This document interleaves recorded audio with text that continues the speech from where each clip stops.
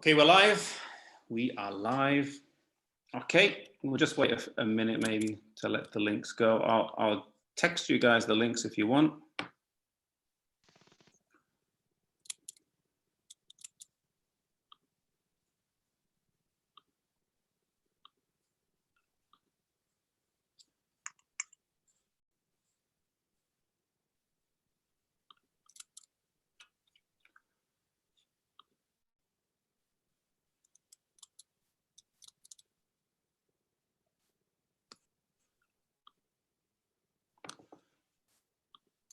Okay, good evening, everyone. To our live viewers who are joining us now, we'd just like to welcome you. Whether you're joining us via Facebook or YouTube, we want to thank you guys for joining us. And for our evening real talk tonight, we have an interesting... Okay, good evening, everyone. To our live viewers, we have an interesting and an important subject coming up, and I've got some excellent panelists from around the country who will be joining us tonight from a variety of businesses, resources, backgrounds, and experiences. Our title for tonight is Real Talk, and it's just a simple title. We didn't really take the time to think of anything really amazingly creative or out of the box. We figured, let's just go with descriptive, Adventist entrepreneurs and businesses. And so that's exactly what we're going to talk about this evening. And without any further ado, I'd like to invite you to bow your heads as we start with a word of prayer. Father in heaven, we thank you for the privilege we have to meet via this forum. I pray, Lord, that you would bless us this evening, speak to us, and be with each and every one of our panelists tonight. We pray in Jesus' name, amen. All right, guys. Well, I'd just like to welcome each one of our guests this evening and give you guys an opportunity to, first of all, just introduce your names and where you're from, country, church, etc. And then after that, we'll go into businesses. So let's just go around, start off with Laura, and then just whoever picks it up, we'll go around. Sure. Hey, my name is Laura and I live in Preston in Northwest England. Okay, thank you. All right, my name is Vincent and I'm in Germany right now and I have a music education business. Okay, Lyndon, Cleo, Olivia, Marvin. Hey, my name's Lyndon. I'm currently serving at the Leicester Central Adventist Church in Leicester.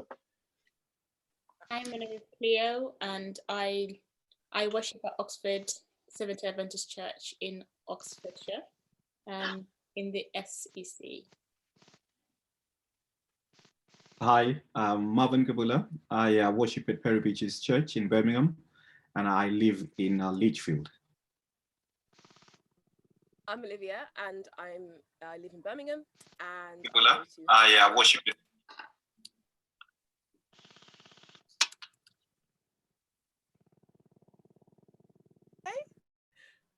Oh, sorry, guys.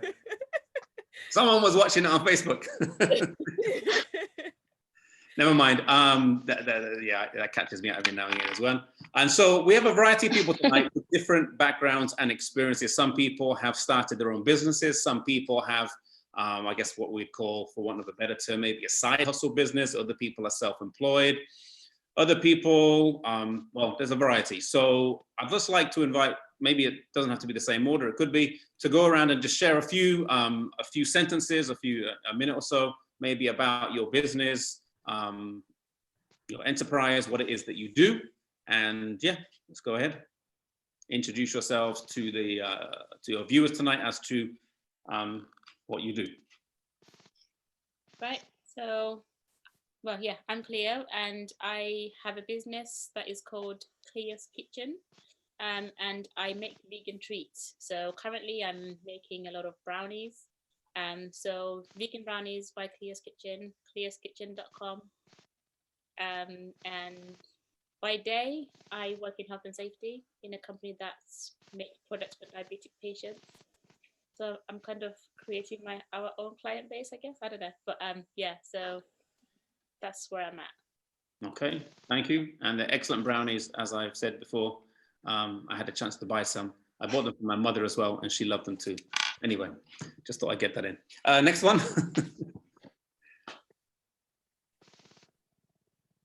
Laura, you I don't mind going next. Yeah, that's cool. So my name is Laura. I have 2 fashion brands.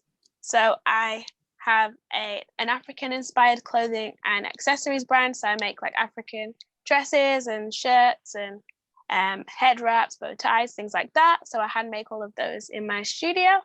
And I also have a second brand, which is Christian Apparel. The idea behind it was just basically that we rep brands every day. So why can't we rep our Christianity? So some cool slogans. I'm wearing my Woman of God t-shirt today. And yeah, just I think it's just a cool way to witness. Sometimes you don't get to actually see people or meet people, but they might see you at the airport, train station, and then they get a glimpse of who you are just through your clothing. So yeah, that's the idea behind the brand. Cool. Haven't you just released a new range of shirts? Oh yeah. Beloved, please. Been working all morning and all last night on the first meme tee. Beloved, please. I hope my accent is also as good. Yeah, those that know and check out the website and get. Oh dear. All right, Olivia, do you want to go next? Yeah, I'm Olivia. I'm a behaviour therapist for children with special needs. Most of them have autism. So I basically get sought out by families who need help with their children, and I work one-to-one with the children in school or at home, mostly at school. And I have been doing that for 6 years now. Yes, 6 years. So graduated straight away from university, kind of just fell into it and thought, yeah, why not take this up full time? So that's what I did. And 6 years later, I'm here. And I also teach piano to any age range, really. And have been doing that for, again, 6 years, kind of like a side thing because I needed cash at uni. And then I kind of just thought I'd just take it up properly and have kind of kept the same clients who have taken their grades and everything. So yeah, that's what I do, my 2 things. All right, thank you. Vincent, then Lyndon, then Marvin. Right. So I have, as I already said, I have an online music education business. What we do is we provide an ear training platform, an ear training program to professional musicians or music students. And this has the following background. I have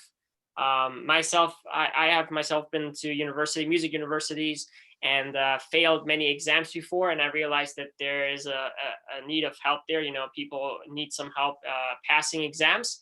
And so we've developed this program to help the students train their ears and become better. And I also do one-on-one training with people, kind of also what Olivia is doing, you know, piano teaching and just music training. So hey guys, I'm Lyndon. I run a what's called a digital agency, or ARC digital agency. We focus on creating your digital presence online for SMB or small medium businesses, for nonprofits, for organizations. So what that looks like is creating your presence online. So whether it be your brand, whether it be marketing for you, whether it be creating a website, maintaining that website. We even do consulting now as well. So making sure that you guys are on the best track when you start in your ministry, your nonprofit, your business, whatever it is. So that's what we focus on inside ARC Digital Agency. All right, thank you. Hi there, my name is Marvin Kabula here. I am based in Birmingham. I own a number of businesses. Most of my businesses are, I suppose maybe the major business I have is a company that looks after vulnerable children. So it's a sector-focused company. We work with the local governments. We provide accommodation and support for vulnerable children. And I also own a real estate company. So maybe just to put it simply, an estate agency. We manage properties for developers, investors, landlords. And also I own a property development company. So I'm very passionate about property, buying properties and refurbishing them. Maybe if you've been on Homes Under the Hammer, you probably would have seen me a number of times because I featured there, but I'm quite passionate about property and that's what I do. Okay, thank you. Appreciate you guys all coming with your varied backgrounds and experiences. And so the first question I wanted to ask and get into, and that was to ask you to have your own business, whether it's a main thing or even a side thing. What would you say are some of the benefits that you've experienced personally of living that way, working that way? What are the benefits that you would want to share with someone else who hasn't tried that, that's kind of always worked a 9 to 5 for someone else? Just throw that question out there. Anyone pick it up? I would say for me, it's the freedom. I know that a lot of the time, like I've been heavily involved in church things, and I wouldn't be able to actually do or put my all into that if I had a 9 to 5 job, because some of the things I end up doing in church like almost end up becoming a 9 to 5 job. So I think just the freedom of being able to be flexible and like work when you need to, whenever you want to. It can be at 1 a.m. if you really want. It can be like you can get up late. So that's my favorite thing. Okay, you appreciate the freedom, flexibility, and time for ministry. Anyone else want to share what you have experienced as some of the benefits? You get really creative when you have the freedom to do these things. Like if you have a company that allows to do different projects, right? You can really be creative and thinking, okay, what can I try out now that really works, or that I think that works, just launching something, whether it's a product or service or something, and then you see how that goes, and that can be a big blessing. And also what has been said, I think I would go even further and say that you can incorporate your Adventist identity in your work and kind of unite religion and business, which is groundbreaking, because I think that's something what we are to do. I think for me, Marvin, jump in. Okay, cheers. I think for me it's freedom, and profoundly being able to leave a legacy for my family. And the element of freedom for me allows me just to exercise and do the things that I would like to do and be the one that masters my destiny and where I want to go. And I think those have been always the pushing factors, and the very fact that I just like to be in control. Yeah.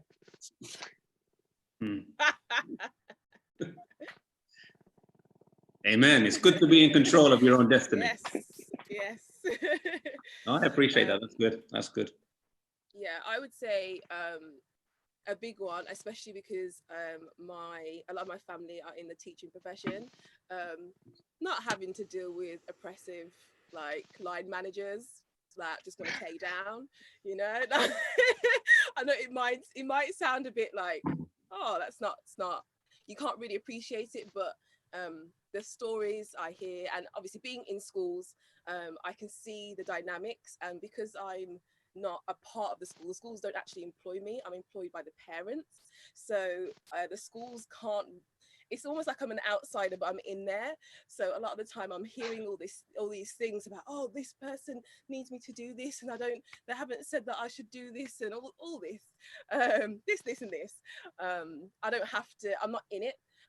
So it's quite nice not to have just that pressure, that added pressure from somebody, like you said, Marvin, like telling you what to do, but also just somebody dictating to you what you should be doing, especially if what the advice that they're giving isn't quite right and you don't agree with it. So yeah, I would say that's a highlight for me. So you've always kind of done your own thing since you graduated university, is that correct? Pretty much. I was working for a company, kind of an agency, like kind of part-time, for like a year or two, and then I was like, no, forget this. I need to step away, and decided to go about it by myself. Didn't have a clue what I was doing, no clue at all. I just said, Lord, lead me, and he led me, and here I am, like 5 years later. So it's worked out for me, but it was difficult at times. But yeah, the good things are that I don't have to have an oppressive line manager. Marvin, appreciate that. Have you always done this, or did you used to work for someone and you started your own thing? Just want to kind of answer the question, have you always done this, or have you not? No, actually, I used to. So when I was doing my law degree in Liverpool, I used to work for various companies in health and social care. And I think what always brought me back then was, I felt I could do things better. And I think going back again to the same point that has been mentioned before, sometimes, when you're feeling unappreciated. And I think for me, the other one as well that drove me to setting up my own companies was just when you put in all your best and you try your all and there's no recognition. And I thought, no, this can be done better. And that for me was the main drive, just to setting up something different that I would enjoy. But I've never always done it. But I think 16 years later, I find myself still doing the same thing, that I started 16 years ago. So yeah, I've been at it for a while, and I'm glad to be here and to have made those choices that I made 16 years back. Amen. Appreciate that. Who hasn't shared yet? I think bring up the rear. Yeah. I think one of my favorite parts of having these different projects is I get the ability to reinvest into something else. There are various different projects and different things that ARC have thought about doing, have played about with doing. And when you have these abilities, have these side projects, these side hustles with different things going on, you have the ability to do so. You can throw some money towards something, throw some time towards something, throw some marketing efforts towards something, and just see what's going on. So I think for me personally, the ability to take the experience, the financial gain, whatever it is, and put it into something else, is my favorite part. And I love that element of it. Appreciate that. I think for me personally, because I still have my 9-to-5 hustle as well as my job, so I still have all that in the mix. And I think with this particular thing, I think what I like is, some like I don't know if a lot of you guys cook or bake, etc. But when you try different recipes and then you finally nail it, and then you're like, right, this is it. That satisfaction. And then when you get people giving you feedback and people's coming back for more because they like what you made for them, I think for me that's one of the biggest things that I really get satisfaction from. And when people say that was fantastic, can I have that again? That was brilliant, can I have that again? And I know that, okay, what's my next challenge? What can I do next? Well, what is it that I can do so that I can give another thing that's also just as good, or if not better. Appreciate that. I know there's probably many other benefits that you experience as well. We're just kind of asking for a couple of them because we've got other questions we want to go into. And the other one will be kind of on the flip side, maybe not the flip side, but just another dimension of the coin. What have some of your challenges been, / what are some of the risks that you have had to go over? So challenges or risks in doing what you have done. Yeah. I'm gonna. Okay, Cleo, you want to go ahead? Yeah. Yeah, I'll go ahead. So I think challenges, the late nights, simple late nights. That's one of the biggest challenges because I don't want to rob time from my family. So I always do my baking after bedtime, etc. So the late nights or super early mornings or giving up half a Sunday, so that you kind of sacrifice some of the family time.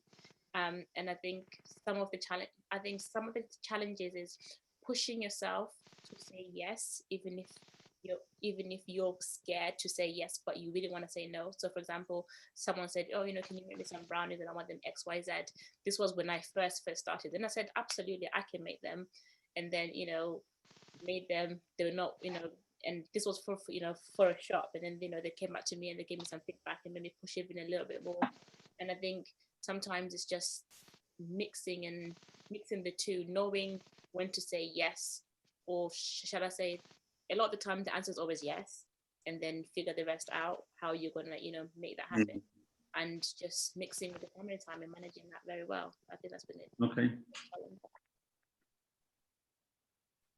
I think on my part, similar to Olivia, I started my business while I was at uni to try and get some money.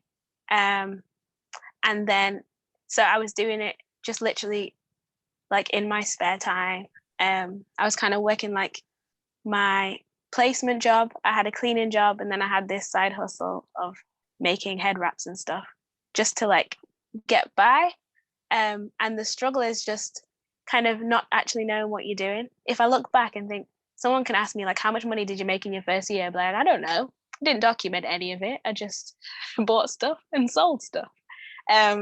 So yeah, not having that business knowledge, sometimes you're just like, I don't have a clue what I'm doing. So a challenge is kind of learning on the job and where you get the knowledge from as well, because some of it's wrong. So yeah.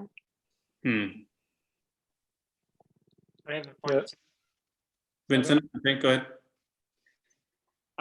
Yeah, I think the stability is always an issue. I know that, I've been self-employed. Basically, I started when I was in college, and then I just continued doing what I was doing in college, and I never had an employer.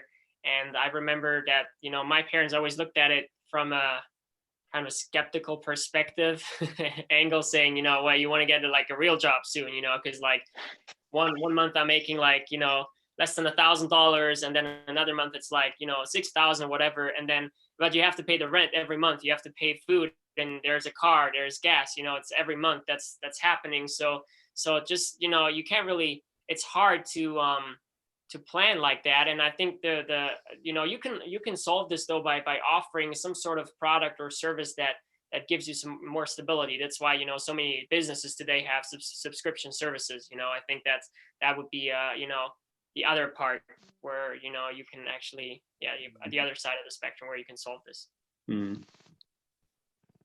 I think for me, the biggest, I would go to the risk. I think challenges, you pretty much said them all, but the risk is the public humiliation part, the public failure part. You go on your social media and say, hey, I'm launching ARC. At the time, it was called ARC Web Hosting. Launches web hosting company. It's the best web hosting in the world. Everybody should come join in. And then you don't have any clients come through the door. And it's something that, as someone from the UK, we have this different mentality of failure. I often say, you think about it in terms of in the US, when you're approaching somebody to ask them to go out on a date. In the US, you go to a girl, you say, can I have your number? They say no, you move on.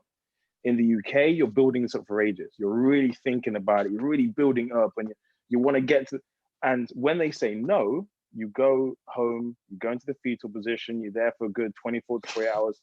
And it's this kind of different mindset that we have in the US versus in the UK. And it could be other locations as well, but it's seen most commonly in the US. So whereas in the UK, when we think about like, oh, let's start a business. Oh, it failed. Oh, well, let's move on. Where you start a business, oh, it failed. Well, this is the worst thing in the world. I don't know what I'm going to do now. I guess it's my mom's couch on Netflix. So it's this kind of mentality when it comes to the risk side of things that I was most afraid about. And it was the biggest kind of challenge for me, stepping out, saying, like, if I'm going to start this, I don't want, a couple of months down the line, someone asking the questions like, yeah, that kind of failed. Yeah, that's my opinion on risk, but challenges, everyone else has kind of mentioned. Yeah, I think I like to, I just like to agree with what Lyndon has just said, and I think it's the public humiliation. I think that's one of the greatest challenges, and I think I had one of them last year, where I had to deal with just a massive media spin, which was pretty much targeted at maybe suppose disparaging the image of my brand and how very well we're done. And you see, with public humiliation comes a massive challenge. And, if you're not founded in God, it's very difficult to pick yourself up. And I had a very massive challenging situations. And, when you're walking in church and pretty much people with their own conclusions, and they're looking at you and thinking, oh, what have you done? Or maybe you're probably running a dodgy business. But I always say that the truth always sets people free. But I suppose anything that we do, be it when one is employed, or be it when one has a business, everything carries risks. When we have jobs working for other people, we take out mortgages to buy our homes. Just recently, when we've had this pandemic, we've had the economy shrinking, people have lost their jobs. And you can understand how it all works. And even if you had a business, it's never an insurance and a guarantee that everything will be cush, because tomorrow things can also get haywire. But it's how you position yourself, but also understanding that with greater risks, sometimes there are greater benefits, but also greater challenges as well that go along with that. But there are varied challenges and risks, and I think one of the other ones are, I found really my early days when I started up my business, or I was starting up my business, was balancing my time with my family. And I found that, a lot of the criticism I would get from my wife was, you're not spending a lot of time with us.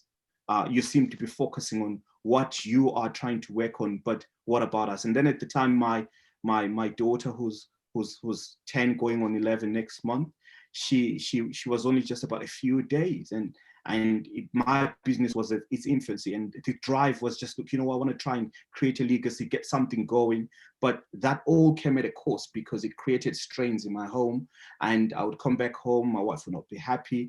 But that work-life balance took a long time for me to get it all going. And eventually, when things started shaping and settling, then it allowed me to work my way backwards to trying and cementing things. So it is what it is. But there are sacrifices that one has to take. Anything else that anyone wants to pick up that's come to mind since we've gone around? I was just going to say that in my line of work, a lot of it is the private education, and the families themselves have to and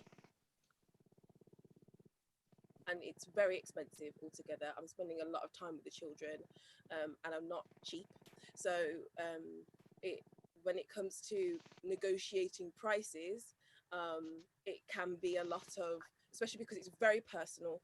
I'm in their lives. It's not just, oh, okay, you're a client. I call them my families because it's like you're in their family. So there's some sense of kind of manipulation sometimes, and kind of, oh, but we can't, and oh, we need, and from my perspective, obviously I want to help, but I still have to remain strong and say, well, but this is my rate, and this is the service I'm going to provide, and I have to outline the things that I'm willing to do and not willing to do. Again, I'm working with children, and some families need a lot of help, especially the children that I work with who have autism. They need a lot of help with just general basics of life. A lot of them can't do a lot for themselves, and when it comes to just talking and self-care and using the bathroom or things like that, obviously it's very personal. And a lot of them some families want me to do certain things that I don't feel comfortable with. It's all well and good that I've got my DBS check, and like I don't feel any type of way, but there has to be a line, and it's hard to draw those lines and boundaries when you're so integrated into a family. Okay, appreciate you sharing that.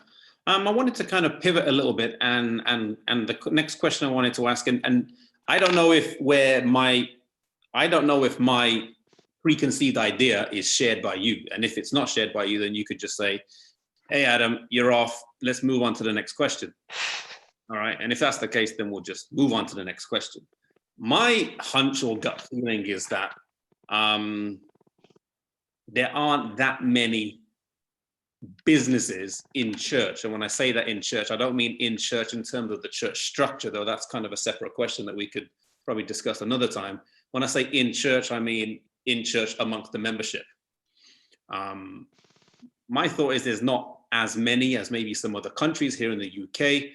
And if that is true, the question I'll throw out is, if you agree with that, why is it you think why would you think there aren't more businesses in church? Is there something, what are the reasons for that? And what would church look like if there were more people who worked for themselves, or what would some of the benefits be? So kind of a two-phase question. You could go for either one, but do any of you guys agree with that idea I'm putting out there, or do you think I'm off the mark? This is something, to be honest, that I'm extremely passionate about, especially being here in the UK. I've had the honor of being able to travel and seeing entrepreneurship business on various different areas in the world. And as in the UK, we are lacking. We are severely lacking, I would say. And this is based on, me doing my own personal research to reach out to people to see what is happening here in the UK in terms of business, entrepreneurship, and so on. I think in terms of the reasons why, I think it's twofold. First of all, the lack of network. The different inside church and outside of church communities for entrepreneurship, you know, what are they? You know, the ASI is very strong in different parts of Europe and across the world, but here in the UK, you know, it's this thing where you hear that these various old rich guys maybe get together and talk about, we don't know, but there's lack of network. But the second thing is, I feel that we kind of practice mediocrity, and this may just be me, I don't know, but there is this mentality where if you have something, it's okay. You know, as long as we have a minibus, it's okay. The minibus is falling apart, but we have one, so it's okay. You know, and because we kind of adopt this nature when we're in church, now we're moving out of church and starting about ideas and businesses and this and that. We have a ministry, so it's okay. We have this, so it's okay. And because we are kind of training ourselves from day dot in the, you know, in our churches and so on to continue this journey, it's like we're almost trained to think in this way. That's something that I'm, like I said, I'm very passionate about. And I think that to answer the second question in terms of how to move away from this and how to actually change this, I mean, the first thing I think we should do is calls like this to kind of build that network. You know, we should start thinking about what that looks like to create a stronger network, to create a stronger brand, and how we can incorporate this stuff inside the church itself. So I think programs like this, having events, having exposure, as we will see, it's not necessarily as bad as it sounds to set up a business. It's not as difficult as it sounds. Yes, there are hurdles. Yes, you make mistakes, but that's business. So that for me is some of the if you will, bugbears about why there isn't as many businesses within the Christian or Adventist circle, and why there should be. But that's me. All right, I agree with that. I think that there's also a big problem in our church as well as in other churches that people have this idea that money, I mean, no one would say like that, but I believe that a lot of people kind of think it subtly that money is evil. And if you have a successful business and you have the chance to make a lot of money with your self-employment, whatever, that's not God's will, you know? And so we have to just abuse our minds of this idea that being able to make money and having basically the possibility to be you know, have these things, you know, the you know, literally the means to provide for mission and all these things, this is a good thing. So the Bible doesn't say that money is evil, the love of money is evil. And I think that this is so deeply rooted in Adventism that people now expect, or I don't know how it is in the UK, right? But in the US and especially in Germany, where I was born, Adventists expect everyone, you know, every other Adventist to do something for free. Because, you know, like, oh yeah, you know, it's just like whatever service you have, you just do it for free because you just expect it, right? And so it loses this sense of value, and I think we need to go away from this and provide more meaningful, valuable services, even among Adventism, and this is how we create, as Lyndon was saying, a network of people, a network of Adventist entrepreneurs, and we can abuse ourselves from the thought that you know, just making money for ourselves is a bad thing. We just had a comment online, and maybe I'll throw it out there, see what you guys think. And the comment said that, you know, a lot of our parents, for those of us who were born here, or even if you weren't born here, you can kind of understand the mindset. Our parents came here and they often worked more menial jobs when they came to the UK from, you know, whatever country they came, or they may have come here and went straight to university. But they kind of wanted and pushed us to get an education to have stability. And so the idea that after you've got your education and your stability, you'll then go off and do a risky entrepreneurship is kind of throwing that idea of stability away. And so it's not so much encouraged, like get your education and go with me, a doctor, a lawyer, a teacher, or whatever, because that's stable, it's solid money, as opposed to just, you know what I mean? Did you find that mindset prevalent? That was just a comment that came online. I thought that may resonate with some. Do you know what I find funny about this statement? Because I've heard it quite a few. Some of my clients have said the same thing when they want us to create a startup. The parents are concerned about them making a risky decision to, you know, create a startup and create a business. However, they were very confident in moving from an entirely different continent to come to the UK in the hope that there's jobs for them to take on. Do you see what I'm saying? So I find that question very amusing. I don't tell them to say that to their parents, but I do find that point very interesting when it comes up about them losing It's true. Sorry. I mean, you get on a ship and you sail in the 1966 from one continent to another, and you'd have no idea if there's a job when you get there. That's a very risky. But however, in this society now, where you can make millions of pounds by playing video games, however, I don't want you to be an entrepreneur. No, it's too far. Become a doctor. But sorry, Laura, go on. I completely agree with you, Lyndon, on this one, and the comment that's been shared online. I think Adventists are some of the most educated people on this planet. Mm-hmm. Yeah, we are. So we have so many degrees and PhDs and masters in our churches, left, right, and center. We've got people marketing degrees. We've got people who are teachers, who are therapists, who are property. We've got people everywhere, Mm-hmm. and I think there's a fear of failure within. So and the fear of the unknown, and the fear of, if I tell somebody, oh, I want to start a business, or, say, for example, I'm making cakes, and, oh, I can make a cake. How much is that? £50. Oh, I'll pay you £15. And, and that's the people in church who are saying these things to you.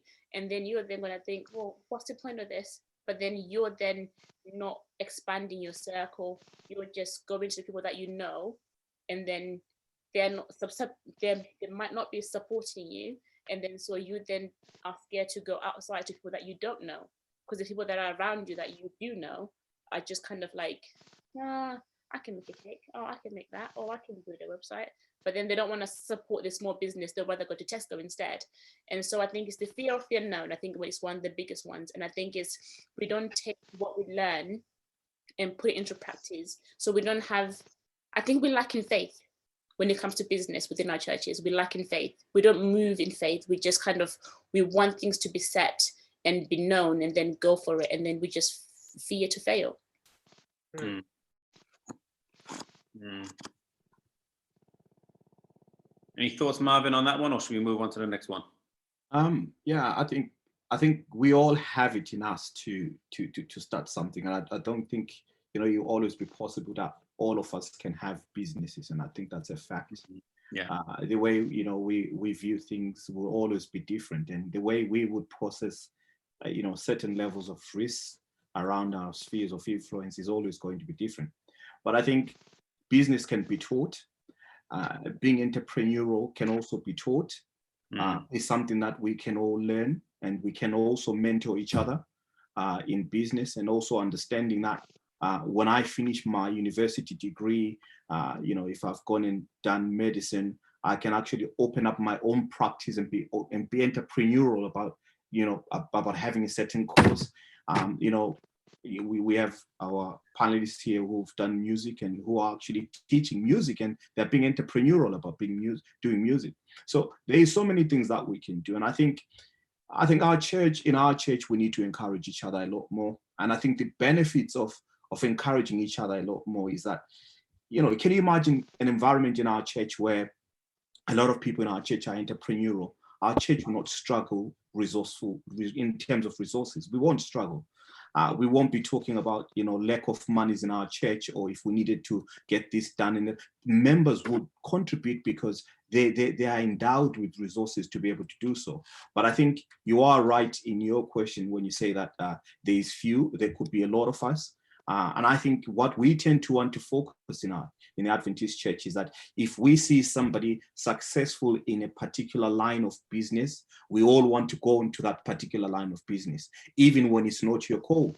I can't challenge and want to go down Lyndon's path on digital marketing because I haven't got a clue about digital marketing, and I can't even go into clothes designing. I've never designed, let alone not a handkerchief. And it's just sticking to what you know and sticking to your lane. And if there is something that you know about a particular thing, one of the panelists was talking about, baking and making, there's certain people, but it's about encouraging each other. And if we create some small little economies within our church, I think our church will do remarkably very well. Can you just add to Marvin's point quite a bit? I think it's also amazing kind of imagining what it would be like if we did have more of us being entrepreneurial and business owners and so on. Some of the methodologies that we use in business, which are mundane, they're standard, they're normal. Imagine we brought that into the church. Like, let's say, for example, a visitor comes into the church. We capture their email and we create a drip campaign, which we do in business all the time. The first email says, hey, I'm the pastor of the church. I really want to hear how your experience was. The second one introduces one of the ministries. The third one reminds them to come back to church on the Sabbath. Like, these are the things that we use in business all the time. Can anyone name me a church that uses a drip campaign or a specific type of website, a web design on a page that follows a story brand model or anything of that nature? But if we did this, we had more people had an entrepreneurial spirit in church, and these things wouldn't be these groundbreaking ideas. They'd be normal, So, to bound Marvin's point, there is so much amazing things we could do in the church if more of us were business-minded, entrepreneurial, and so on. I think in church we take advantage of each other. I think like what Marvin was saying, I think there's a lot of people, like I know somebody who makes amazing shea butter cream, and people were like, oh, can I have a bottle and I'll pay you next week, and can I have one and I'll pay you in 3 weeks time? And you don't do that when you go anywhere else. So why do you feel you can do that when you come to church and somebody that you know? It's the lack of respect. And I think there is that within our churches, and people will literally be like, oh, Olivia, oh, she's so lovely. I'm sure she can, she'll just give me a pass if I say, can you just tutor my child? Because, I'm really struggling, God will be with you, God will bless you if you do this for me. I think there's that lack of respect, a little bit of manipulation. And I think, like dare I say, I think there are people who just don't do things because they don't like you.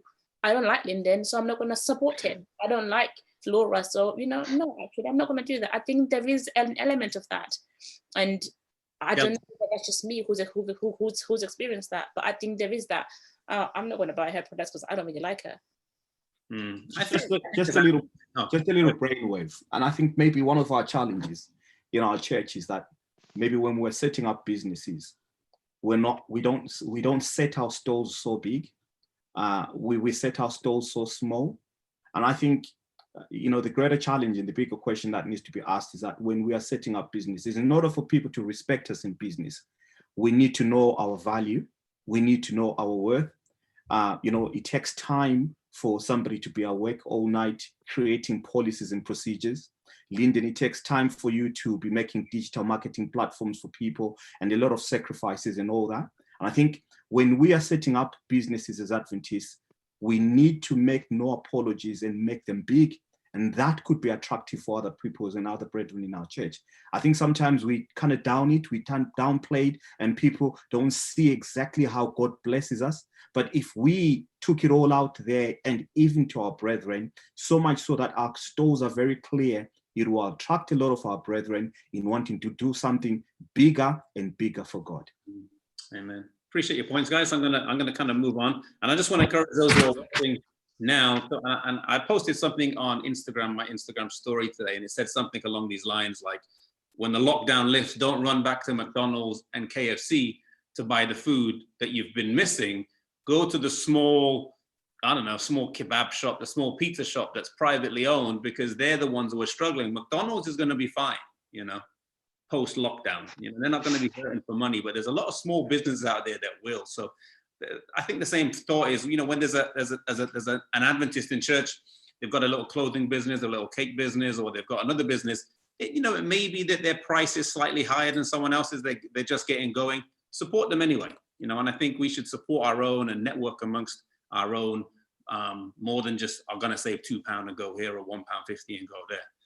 Anyway, I wanted to move on, and the next question would be something practical. We've got people watching, and some of them would be thinking, okay, that's great. I see someone's got property, someone's got clothing, someone's got, digital, or someone's got, child education. Could each one of you just give me maybe 2 practical steps, or something like that? Just what are some practical steps that you have found that were very important that you've put in place in how to start up yourself, a business or a side hustle, or a whole way of life? Some practical steps now to someone who's watching. What would you say important things that they need to do or to share? Marvin, I'll start with you. If that's okay. I think being able to be a visionary. being able to envision. I think for me that was a practical step for me, being able to envision and see where I was going. When I was able to do that, it made it very easy for me to go through the process because I knew where I was going. So I would say being able to envision. Okay. Casting like a big vision forward. Yes. Yeah. Okay. I think for me, it's take the first step. So I think the analogy that Lyndon gave at the beginning, like in the US, when you approach a girl, you ask for the number, they say no. You know, so for me, I went into a vegan takeaway shop and I said, guys, I make cakes. Would you like to try some? And they were like, sure. And then that's how, and now I supply them on a weekly basis. And so I think you take that first step and don't be afraid to hear the word no, because no will help you to grow. Yeah, well, I think I would add, I think Marvin touched on it before. Do your research. Like, if you don't know the industry, don't pretend to know the industry because it's not going to work out. Like, I can't do marketing. I suck at marketing. Marvin's a property guy. I know nothing about properties. I'm rubbish with cars, like things like that. I can play a violin, but I could not teach anyone how to do it because I don't have the patience. So it's like, what have I studied? What have I always wanted to do? What am I passionate about? What's something that I could do every day without feeling like I hate this? Like, I love sewing. I love designing. I love creating things. And I've been like making things for the past like maybe 16 years now. So it's something that I know. I've done placements in the industry. I've like worked for other brands freelance. It's like, yeah, research your business, get to know it inside and out. And yeah, don't just leap into something that looks fun. Is there such a thing? Is there such a thing as easy money? No. No. Nope. No. If there is, I haven't found it yet. It's like it takes time, and it's not legal anyway. Yeah, it takes time. the fruits, but they never saw the growth from before, and they assume, you just got there, like you just made it, and it's like you weren't there when I didn't have the money to put fuel in my car. You weren't there. And I was gonna go back to the previous question as well slightly. Sure. That was kind of a little interject question. Okay. Yeah. Doing things for free. Obviously not know your worth, but like help other people out. Like, don't just be expecting that someone who doesn't know you, like doesn't have a clue what you're about, is just gonna just throw money at you. That's not that's not how it works. Do something for free, and don't do it for free expecting a return. Do it for free just to do it. That would be my thing. Get the experience. Yeah. Okay. Yeah. Appreciate that. Were you going to share? I think. Oh yeah. Sorry, me. I'll just talk until someone stops me. I think to answer your question, to answer your question about is there quick money, I don't believe there's quick money. I believe there is potential for you to earn money without having any mistakes. So you have no mishaps, and it just seems to be easy money because you never reach it. And it's very infrequent that happens, but that's possible. But I think there's, easy to get money rather than quick money. But my two things for me in terms of anybody who wants to get started, the first thing I would do is actually have an idea or plan or something you want to do. And it doesn't have to be innovative necessarily. It can be anything. If it is innovative, great, because there's a bigger need for it. One of the things that could have worked, so let's say with COVID. So at the moment, every single pretty much church or entity is doing a live stream. Imagine if somebody had collated all the big ones from all the conferences, stuck it on one, website, Adventist.live, and then there you go. You can add some API, see what's live and what's not. Bang a couple adverts on that. Boom, you've got you have something. So I'm just spitballing, but think of just different things that is going on and different ideas that you could produce and go from there. And once you have that, and I will always stress this, get your top 5, your business plan featuring your top 5. You need to have an idea, how you're going to sell it, how you're going to market it, who your team is, and what your finances look like. And it's okay if it doesn't work out the way you planned it, but the key part is you planned it. as Laura says, you do your research, you understand it. You know, there are people that I had a client that came to me the other day, and he wanted to look at selling soaps. He was down in Scotland somewhere, or up in Scotland. He wants to sell soaps. He had no idea that there was actually an entire body that looks at the health and safety aspects of soap. He hadn't factored this into any of his costs. He had no idea. And so this kind of changed his plan entirely. So my recommendation would be make sure that you go through a business plan, create a business plan with the top 5. Okay. Once you've done that, then you've got a good idea. Appreciate it. I wanted to throw another question that's just come in, and maybe this bounces off something Olivia said, but I think maybe it's something you can all relate to, is that when you're starting up, and I know Marvin, you said, cast big. When you're starting up, how do you balance doing pro bono work? In a sense, like you just want to you want to get some traction, so like you do something for free or something like that. How do you balance pro bono work with charging for your work, especially when you're trying to develop something and get it going? Anyone? I think it's important to have an official kind of presence. So, for example, if you come to me and say, how much can I get this, and then I say £10 to you, and then £5 to him, and then £7 to him, and then £2 for him, because different people, I know them or I don't know them. I think consistency and things that are written down and then being able to say, you know what, I'm gonna do this for you for free because you are doing a fundraising for you to go on a mission trip. So I will bake you a tray of this, and this is my contribution towards your. It's like that kind of thing. And I think it's important then to know that not everybody, not the word is not deserve, not everybody has the right to ask for something for free off you, and you don't always have to say yes. And I guess when you're saying when do you balance, when do you find that balance, I think for me it's when are you going to start, when are you starting to be serious? When are you now being serious about this, that this is now an income and not just something on the side just because I like to do it, so I want to do it for free? But actually, no, this is an income. I'm going to account for it. I'm buying ingredients. So it's knowing when you want to start being serious is what I would say. Anyone else want one or two answers more on that? I think for me, it's and this is a question I get quite often. It depends on the end goal that you want from the situation that you're doing. So I guess it's real talk. This is very open. What we're doing right now within my business is we've opened up some free consultancy sessions. So for an hour, you can have a consultancy session with me or one of the consultants around anything you want. Now, cost-wise, that's costing around about 2.5 to 3 hours of time. That time could have been used to do something else. We could have looked at something else. We could have been outbound contact campaigns. We could do anything. But our goal at the end of that is that the client will give the option to provide feedback. That feedback goes on Trustpilot and on our website, and we have loads of feedback we can give to a customer or a client or to somebody. So my answer to that question is, what is the end benefit to you when you give that free product? So let's say, for example, if you, there's Aunt Flossie at church who really heard about your soap and it smells pretty good and wants a free sample. What is going to be the end product? Are you going to get sales? Probably highly unlikely. So you can choose whether to do that or not.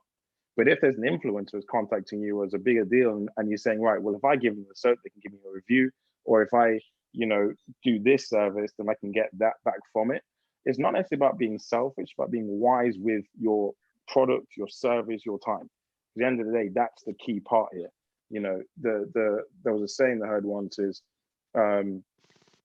it's not your time that's valuable. In fact, you don't get paid based on your time. You get paid based on the value you provide during that time. So, it's what you can provide else during that time. So you can give something out for free, but just think to yourself, what is it that I can gain? What is it that I can build? Am I going to get a potential client? Am I going to get a review? Am I going to get a lead? Is this going to lead to something else? So that's what I'd say to that. Think about what the next steps are after you give that free product. You should always have a free product to like a teaser something out for the people to, and then you say, like, for example, Lyndon said, if you have a phone call with someone, that phone call is not there to actually counsel and consult them for a whole hour. You want to show them that there's a need, why they should schedule a second call with you, right? So you want to, if you give something out for free, you have to do it. But you make sure that this is actually the purpose of this free product or service that you give is to lead them into your paid service, basically. Okay, going to go into the next question, but I just wanted to kind of share a point that someone came in. It kind of relates to the last point that we talked about when we were discussing church. I just wanted to bring it up, and that was that the person said that we need to think that your marketplace of your business doesn't have to be church members, and you got to think bigger than that. And if you're just relying on that for your business, then maybe you're gonna have a rocky start and a rocky middle and a rocky end as well. So it's good. It's important to think bigger than that, and at the right time, you know, people will catch on and join or see the ideas that you're doing. I wanted to ask the next question, which was kind of transitioning from that and asking, what opportunities have you had for witnessing that you wouldn't have had if you didn't work for yourself? I think for me, okay, Marvin and Laura. Marvin and Laura. Would you want to start? Or Laura then Marvin. Okay. I was just gonna say, so one of my friends gave me the idea to put glow tracks in parcels. So every time I send a head wrap, and right now with COVID-19, masks are actually paying my bills. I can't lie. So every time I send a mask, I have to, well, I don't have to, but the aim is that they'll also get a glow track. And I pray first. I'm like, Lord, what does this person need? You know them. I don't know who they are. Like, which one of my glow tracks do they need today? And I'll just like randomly pick one. I'm like, cool, that's what you get.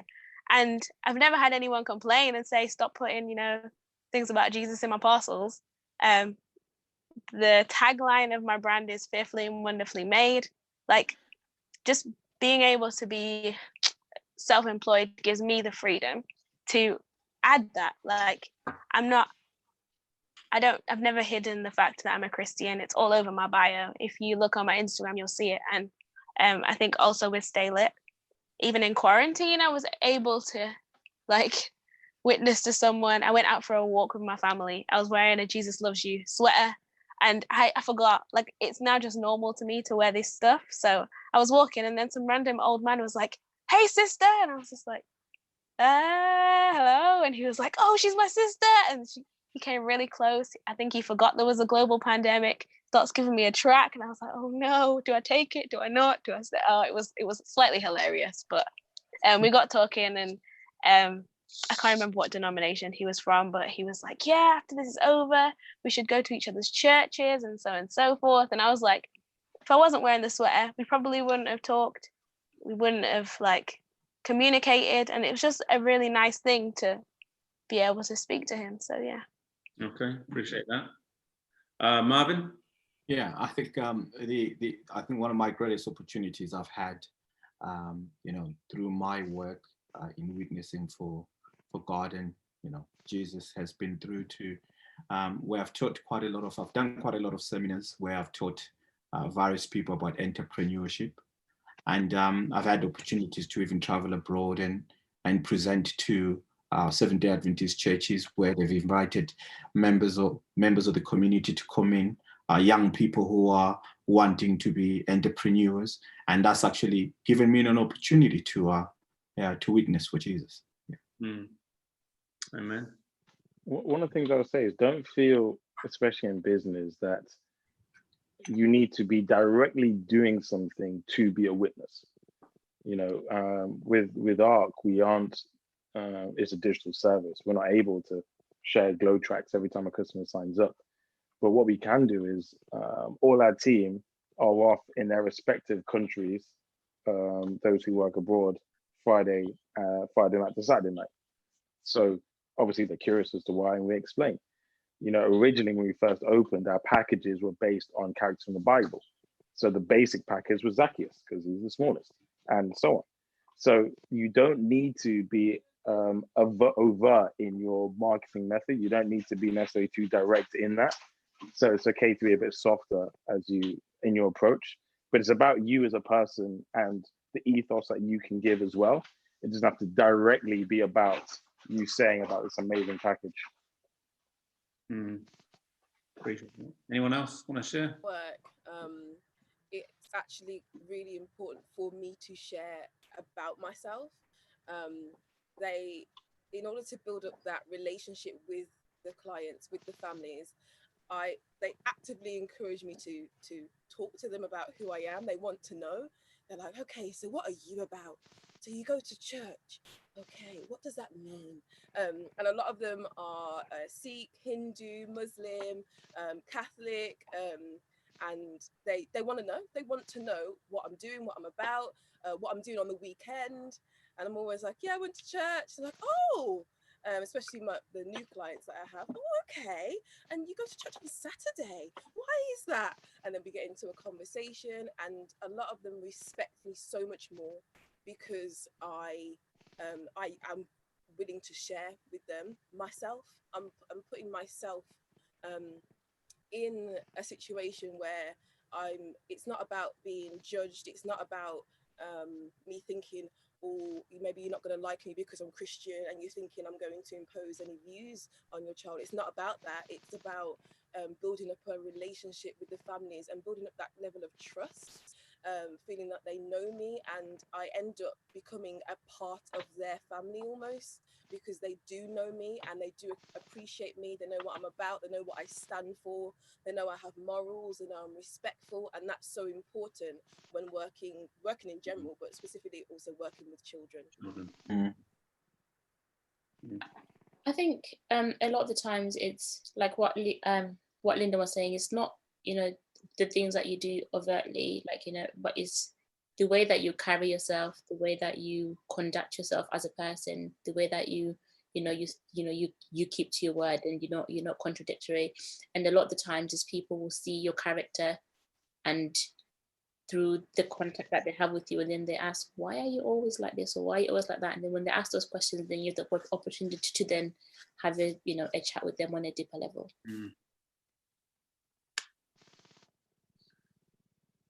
Okay. Next question I wanted to ask would be on, do any of you want to share what role mentors have played in your journey? Have you had any mentors that have helped to guide you? Have you been able to mentor anyone else? Is there anyone that's had that experience? I know some of you said when you started out, you didn't really know anything and you kind of had to figure some things out, but maybe there was a role that mentors played with you. Anyone want to pick up that question or share your experience with that? I personally was, sorry. Go on, Laura. This Zoom thing is hard. No, I was just going to say, I personally was given a mentor by Princess Trust. So initially, I didn't actually want to be self-employed straight away. So I had like a whole year of just applying for jobs, getting absolutely none. But after that year, because I was unemployed for the year, I was able to apply for like Princess Trust things, and they gave me a mentor for free for 2 years, and she really helped me to like establish the basics, just like, this is how you do your costings, this is how you do this is what you can focus on, this is how you can do your marketing, and she put me in touch with people who helped my business to grow into what it is today. Even something as simple as saying like the name, change the name because it doesn't reflect what you do. And I would have never seen that on my own and by myself, but she was able to help me and mentor me in that way. But I'd also add that Marvin, I don't know if you remember, but I went to Perry Beaches a while back.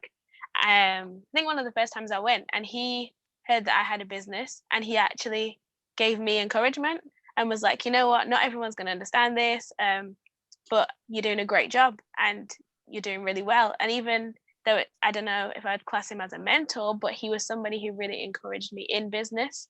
And I'll never forget that, because I know he's a businessman. I know he's doing great things. And to hear that somebody who's doing great things thinks you're doing great things really helps you to think, you know what, if he thinks I'm doing all right, I'm going to keep going. So thank you for that. I don't know if I've ever said thank you. So no, you're welcome. You're welcome. Thank you so much. Appreciate that. Okay, Olivia, then Vincent.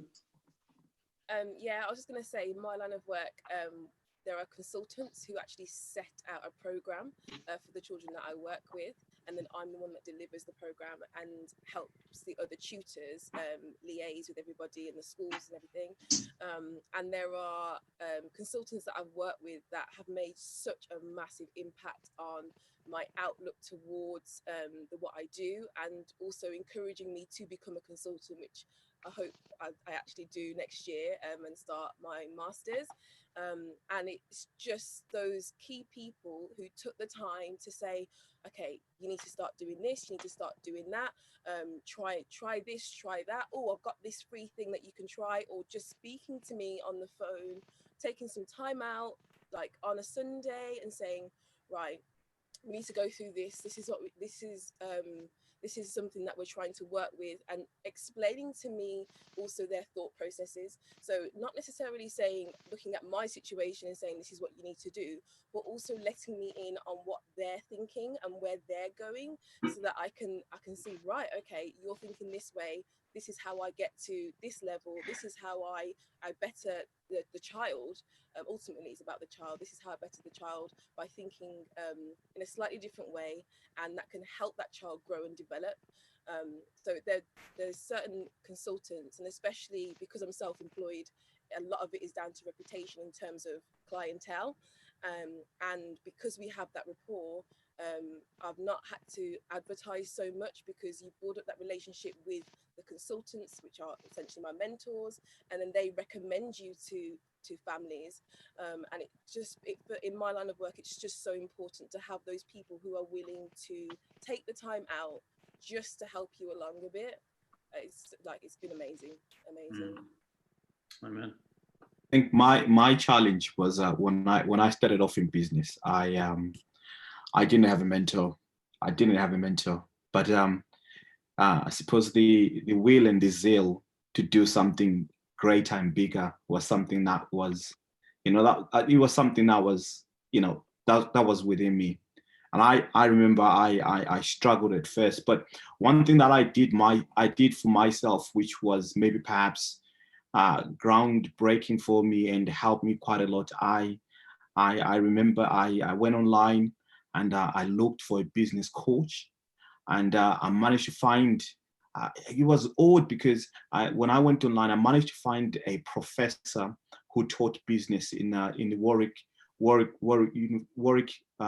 Business School, and I engaged him, and I think I only did about 3-4 sessions with him.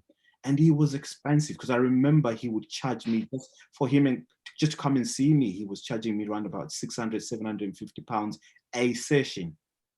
But I learned a great deal from him. But I remember I made a vow that if ever I was going to be successful, anytime and even up to today, when I hear young people talking about business or anybody wanting to go to business, if they need my help and support, I just light up. And I tell myself that, look, if there's anything that can be done to support our young people, even in our church or even our brethren when they want to set up, by all means, we can do it and support one another. But clearly, though, having a mentor is the greatest asset. But I think the zeal of wanting to get out there and do it bigger is what really is the main pivotal thing in everything that one can do. Amen. Vincent, appreciate you. Thank you. Really quickly, I had and when I started the business in California, I had a group of Christian entrepreneurs, not Adventist entrepreneurs, but Christian. At least the mentor, the main guy, was a Christian. I don't know about the other businesses. And that was the first exposure that I've had to like stuff like a mastermind group and these things. And like, what previous people have said here in this chat is that my parents weren't really believing in my whole idea of becoming an entrepreneur. They had no idea about business development and all these things. But this one guy, this random Christian dude from San Diego, he really believed in my product and in my business. And that was so beautiful to see. I did pay some money to be a part of this group, but I just did it for like a month or two. And then I just, that was enough motivation for me to continue growing. And I think that now we have an enormous privilege, because we have since, it's been a couple of years, but there are some people in our church who have started this Adventist community of entrepreneurship. and of entrepreneurs, and that's you've probably heard of it before. It's Hive or Hive International, and this community, it gives you a great basis. So if you go to an event, I was going to the very first Hive camp that was in Germany, in Berlin, many years ago, and I remember I was just like, wow, those are Adventist entrepreneurs around the world who are coming together, and they have the same mindset. They believe in the Sabbath, they believe in, you know, the things that we believe in, the Bible and all these things, but they are self-employed. You know, it's so amazing to see, and that's really motivating too. So I think that's something that we can all take advantage of. Amen. Appreciate that. All right, guys, last question. I'll give you 20 to 30 seconds each. And the question would be, what would you say, what words of encouragement would you say to someone who's listening or watching and is thinking, oh, wow, you know, maybe I could start something different, or maybe my life could go a different trajectory, or whatever. What encouragement would you give someone watching? Just real short, each one of you to share some words of encouragement from yourself with someone who's watching now or will watch later on the catch up. If God has put something on your heart to do it, be obedient and walk in it. And that's my encouragement, because I know that I kept trying to be employed, even after being self-employed for a while. I'm like, no, and just let me be stable. I don't want to do this. But God is like, no, Laura, I called you to be here. You're going to be here. And it's easier if you just obey. So just do it. I think what I would say to anybody wanting to start in business is that you will suffer. You will suffer, and you will suffer a great deal, but persevere. And in persevering, great things do come. And you will have times where you will doubt yourself, but if you have a vision and you know where you are going, just persevere, and great things do come. Amen. Thank you. Don't sit in your room for 6 months or a whole year trying to work on something that you want to sell or propose to the world. As fast as possible, get your product or your service out there. Just do a quick landing page for a couple of dollars or pounds, whatever. Get it out there, and then see if people react. If your friends like it, your family likes it, there's actually people buying it, then you can start developing the product. Don't wait in your room until you have it finished, because that's never going to happen. And maybe if it happens, people are not going to like it because it's something that you like and you think people like, but they don't need it. So just get it out there. I'd say don't be afraid to reach out. I think more so now, more than ever, you can reach anybody you want to reach through Instagram, through Facebook. Everyone everywhere has a handle or something of some sort. I can message Fred Hammond if I was into music, if I really wanted to, and he might respond or he might not respond, And so for me personally, I would say reach out to people that you know are in the same industry as you. Don't be afraid to ask them questions. Don't be afraid to ask them for help. I've got people that I'm reaching out to who are in the similar kind of industry, who are Adventist, who are giving me great advice, and reach out, and don't be afraid to ask questions. I think for me, it's okay that you're not necessarily the best person to run your business, which I know does sound crazy, but that is okay. The founder of Gymshark isn't actually the CEO. He actually does other things. He's not the CEO of his own company. And that's okay. When you get started, you got this great idea, focus on that idea, reach out to people and get them happy with all the other stuff.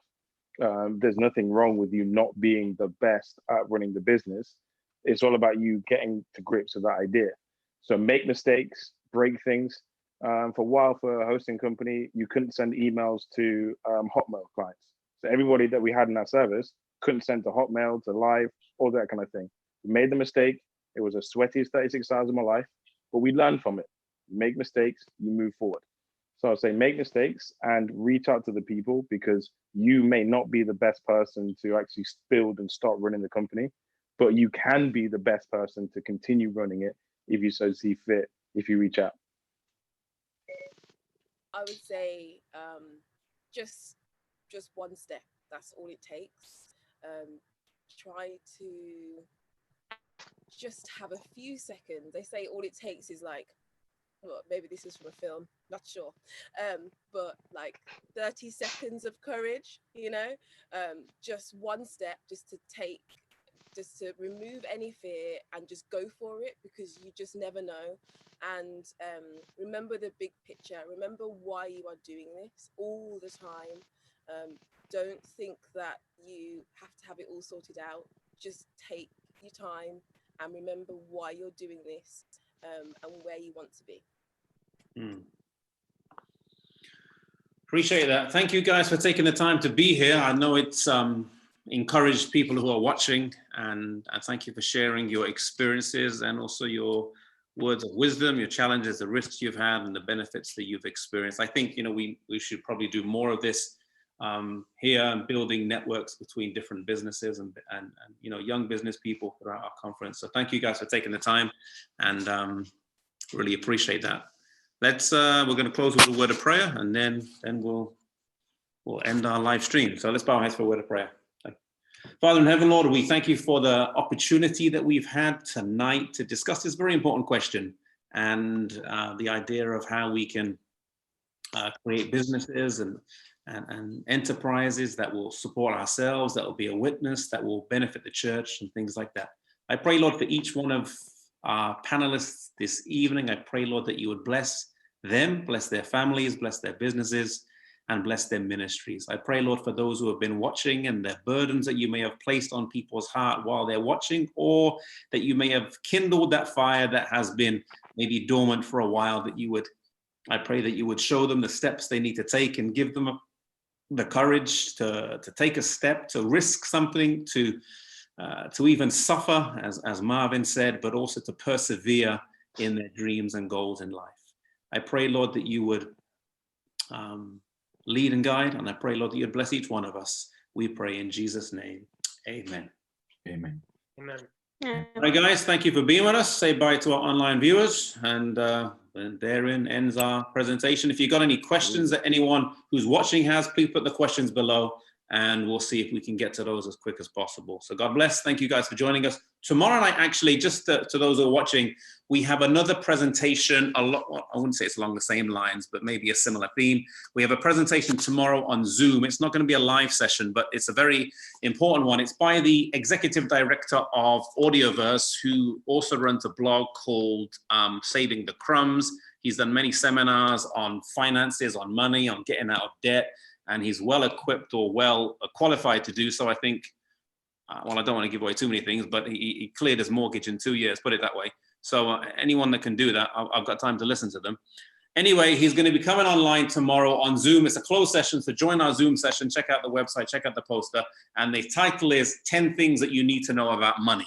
10 Things That You Need to Know About Money. So that's tomorrow evening at 8 o'clock on Zoom. Check out the Instagram page, the Facebook page, or the youth website. You'll find the Zoom login details. And join us tomorrow, 8 o'clock, with Alistair Huang, 10 Things That You Need to Know About Money. So God bless, and hopefully see you guys tomorrow night.